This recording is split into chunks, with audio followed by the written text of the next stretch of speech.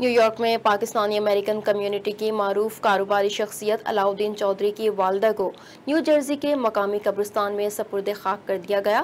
مرحومہ ہفتے کے روز علالت کے باعث انتقال کر گئی تھیں۔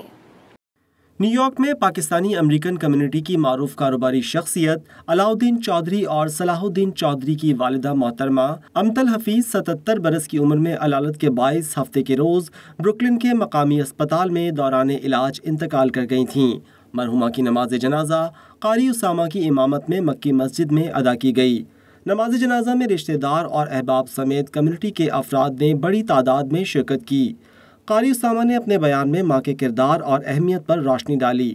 رسول اللہ پھر میں دعا کروں تجھے نظر آ جائے، آخر ماں تو ماں ہی ہوتے ہیں، معاف کر دیا جو ہی ماں نے کہا چلو معاف ہے، زبان سے لا الہ الا اللہ۔ میرے حبیب، میرے بھائی اور دوستوں، بزرگوں، ماں کو تنگ نہ کریں۔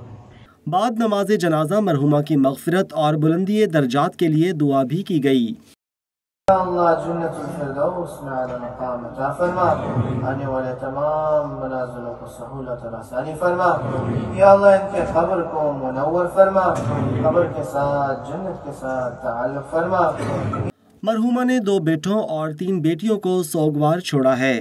نیو یارک کی پاکستانی کمیونٹی نے علاؤالدین چودھری اور ان کے بھائی صلاح الدین چودھری سے ان کی والدہ کے انتقال پر دلی رنج و غم کے ساتھ افسوس کا اظہار کیا ہے۔